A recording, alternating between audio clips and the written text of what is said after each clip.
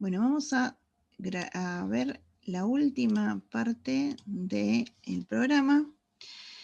Bueno, la última parte del programa trata justamente de la colonización y la organización de las tierras coloniales. Y este es el último tema que vamos a tratar durante este año.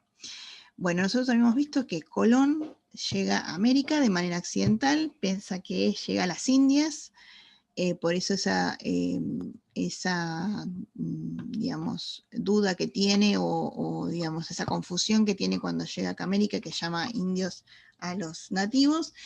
Y después, una vez que llega y se produce todo el proceso de descubrimiento, viene lo que se llama la colonización, es decir, empezar a conquistar los diferentes territorios americanos. Entonces, el primero que encabeza va a ser los españoles, obviamente, porque van a ser los primeros que llegan acá a América. Y entonces se empieza a buscar, digamos, justamente una vez que se descubre que es otro continente y que no son las Indias, se empieza a ver la posibilidad de un pasaje hacia el otro océano, ¿sí? Del Atlántico al Pacífico, es una de las cosas que obsesiona al reina Isabel. Y después, bueno, empezaron ellos a intercambiar información con los nativos y empiezan a hablar de ciudades doradas y de oro y de plata y todo lo demás. Entonces, mucho más cuando Cortés también llega digamos, a tierras mexicanas actuales y va a encontrar, digamos, la cantidad digamos, de recursos minerales, de oro y de plata que hay, que tienen como, y que ellos lo utilizan como si fuera una cosa eh, muy habitual. Entonces eso maravilla a los descubridores y entonces empieza, digamos, a seguir un poco, ellos no conocen, obviamente, los nativos tampoco, exactamente la ubicación de muchos de esos lugares, pero sí se mueven por medio de leyendas y van conquistando los territorios por medio de esas ideas y esas leyendas que les van diciendo. Y así, de manera accidental, es que descubren justamente muchas de las minas y de lugares y de territorios que luego formarán parte de las colonias españolas en América. Bien, entonces una de las obsesiones de la reina va a ser justamente el pase de un océano al otro, que lo descubre Balboa, como siempre, de manera accidental, pero para llevar a cabo, digamos, era un pasaje que lo utilizaban los nativos, pero para que se lleve a cabo, digamos, un pasaje por vía marítima, va a tardar muchísimo tiempo. De hecho, las primeras acciones digamos, que es una empresa además gigante y que no solamente arrancó con los franceses y después tuvo que continuarla los ingleses, arrancó recién en el año 1881, o sea que en realidad, digamos, digamos, esta conexión entre ambos océanos, digamos, se hacía por vía terrestre, en el medio de la selva panameña, con lo peligroso que es, mucho más para los españoles que desconocían la zona y las peligrosidades de su fauna, y digamos, repito, digamos, recién se logra pasar por medios marítimos, se arranca la construcción en el año 1881, se termina en 1914 y después de una serie de disputas con el gobierno norteamericano y con el gobierno panameño, se cede hace relativamente poco, digamos, el control del canal a sus dueños, que son los panameños, ni más ni menos. O sea que en realidad este descubrimiento de Balboa fue, digamos, interesante desde algún punto, pero después bastante complejo porque por medios marítimos no se podía realizar y por la tierra era muy complejo. Otra de las cuestiones importantes con respecto a las colonias españolas es que, bueno, se movieron y se fueron conquistando los territorios por medio de estas leyendas que señalaban los nativos. ¿Y quiénes son los que vienen acá a América? Son los que se conocían como segundones.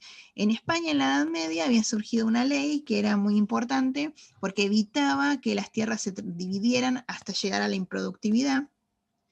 Entonces, quienes realmente podían quienes podían heredar las tierras de padre a hijo, eran los primeros hijos, ¿sí? Entonces los primeros hijos de un matrimonio eran los que heredaban. En caso de tener hijas mujeres, los hijos varones eran los encargados de mantenerlas, pero el resto de los hijos, si eran hijos varones, tenían que buscar otras alternativas, no heredaban nada de la familia. Y esto dejaba a un montón de personas, un montón de hombres, ¿sí? Que se las llamaba segundones, sin posibilidades, sin recursos económicos de ningún tipo. Ante la posibilidad de subirse a un barco y venir a América y quizás tener un pedacito de tierra, vieron la posibilidad o conquistar o ver, las tierras de oro, se embarcaban en estos viajes. Primero llegan obviamente a las islas del Caribe, luego a lo que es actualmente México, ¿sí? Y luego conquistan Norteamérica y después, bueno, obviamente también Sudamérica. Se hace relativamente rápido y movidos obviamente de manera accidental, como siempre les digo, y movidos obviamente por todas estas leyendas que se planteaban. ¿Cuál es el objetivo de los españoles acá? Primero, comerciar, ¿sí? Era lo primero. Y el segundo objetivo va a ser la evangelización. No hay que olvidarse que quienes encaminan, y este proceso de conquista y colonización van a ser los reyes, especialmente la reina Isabel, pero los reyes católicos. Por ende, la evangelización estaba atrás.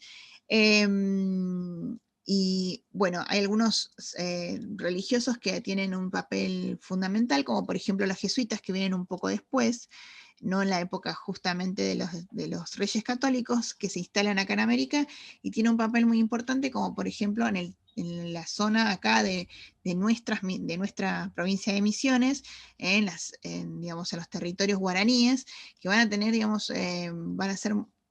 van a fomentar, la construcción, la organización de esas tierras, y nosotros conocemos muchas de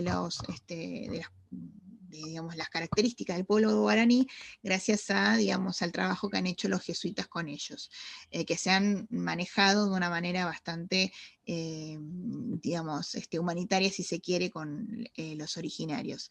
Una de las cosas que se produce con con el descubrimiento, va a ser un mestizaje prácticamente automático, ¿sí?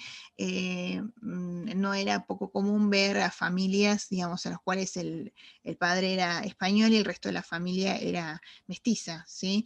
Y se hacen en algunas zonas, como por ejemplo en Paraguay actual, el mestizaje se hace extremadamente rápido, ¿sí? Aparentemente se corría la bolilla de la belleza de las mujeres paraguayas, y por eso es que guaraníes en realidad en ese momento, y entonces, al muy poco tiempo del descubrimiento de esa zona, el mestizaje llega, prácticamente no había nativos sin mestizar. Bien, y esto generó también no solamente un intercambio desde el punto de vista religioso, que utilizaban los religiosos muchos de los elementos indígenas para, enseñar la religión católica, sino también había un intercambio desde el punto de vista, cultural, ¿sí? Muy importante, que había muchas veces por lo que se llama aculturación, o imponer una cultura sobre la otra. Se entendía el español que su cultura era superior, entonces pretendía imponer la cultura española por sobre la nativa, pero la realidad es que muchas veces, y lo vemos hasta el día de hoy, hay una mezcla, de ambas cuestiones, que tiene que ver justamente con, por ejemplo, la fiesta de la Pachamama en el norte argentino, que tiene tanto elementos cristianos como nativos, ¿sí? O sea, ese tipo de cuestiones quedaron justamente por una especie de amalgama que se produce, una mezcla entre lo que es lo español y lo nativo. Y como esas fiestas también hay un montón. Bien, ¿qué pasa acá con las tierras españolas? Que ya, por ejemplo, en el caso de los incas, había una organización de trabajo. Son sedentarios, los incas, como ya lo vimos, y ellos trabajaban, por ejemplo, en las minas de Potosí, trabajan de manera, trabajan un tiempo y vuelven a trabajar en las tierras. Y ellos ya tienen una organización, todas las personas pasaban por el trabajo en las minas, que es un trabajo obviamente mucho más fuerte, mucho más agresivo, si se quiere, y por eso es que se hace, se van rotando los trabajadores. ¿Qué pasa cuando llegan los españoles? Toman todos estos elementos, como es esto de la mita, y lo que hacen es, digamos, abusar de estas situaciones y muchas veces generar digamos, abusos que lo que van a hacer justamente es que producen las muertes de muchos de los nativos justamente por esta situación de evitar la rotación, o sea, como que en realidad vienen como para abusar de situaciones que de otra manera tendrían que, digamos, no se respetó los tiempos ni los espacios que le habían dado a los indígenas, sino que se abusó muchas veces de esas situaciones que se habían producido. Que eran, en vez de trabajar de un ciclo corto, se hacía trabajar de manera muy extensa y eso generaba las muertes muchas veces de los trabajadores, y de así un montón de cosas. Otra de las cosas importantes, fíjense el tamaño que tiene todo lo amarillo, correspondería a España, y muchas de estas zonas amarillas que hoy forman parte de Estados Unidos, que fueron descubiertos también de manera accidental, nosotros lo escuchamos, si alguna vez vieron El Zorro, habrán visto que Diego de la Vega habla, a pesar de vivir en California, él habla de él, que forma parte de España, ¿sí? Habla del virrey de España, del reino de España, y es porque justamente toda esta zona formaba parte de las tierras pertenecientes a España, que luego por un litigio y por una serie de enfrentamientos se lo gana Estados Unidos bueno, a México y al resto de y a España, ¿no? Bien, entonces tenemos el intercambio comercial, ¿sí? El tema religioso, la culturación, la mezcla cultural. Esto es lo que pasa con las tierras coloniales españolas. También habíamos visto el tema de las enfermedades, que los nativos no tienen anticuerpos, como pasaría ahora con el COVID, no tienen anticuerpos ante las enfermedades tan sencillas como la gripe que traen los españoles. Ojo que del otro lado pasó lo mismo. Y como siempre les digo, quienes vienen acá son estos segundones, ¿sí? Que no tienen, digamos, ninguna alternativa, y la realidad es que allá en España no se sabía lo que pasaba acá, porque ningún rey de España vino a ver qué es lo que estaba pasando, ¿sí? Entonces acá si se generaban conflictos o se generaban abusos, digamos, no llegaban, no tenían por qué llegar a oídos de los reyes españoles, y poco te podían hacer allá desde España.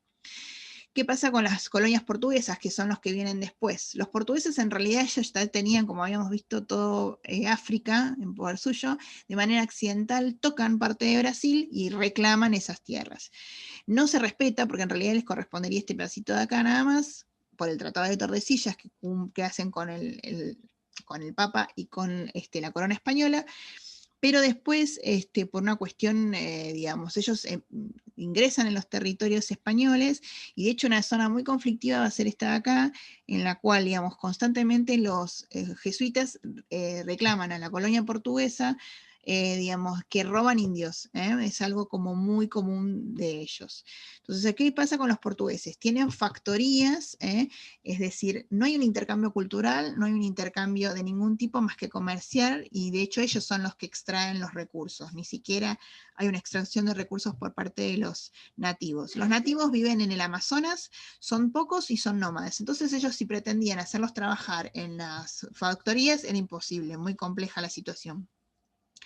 Lo intentaron, pero no funcionó. Entonces, ¿qué hacían? Traían nativos africanos para trabajar, que ya estaban acostumbrados al trabajo forzado, lamentablemente, que ejercían ellos en África, y entonces los hicieron traer, los traían acá y trabajaban en las factorías. Los brasileños tienen, o los portugueses, tienen como ciclos de producción. El palo Brasil, el caucho, el café, digamos, más como que van encontrando productos, y a medida que van encontrando esos productos los explotan y luego encuentran otra cosa y lo explotan, y así.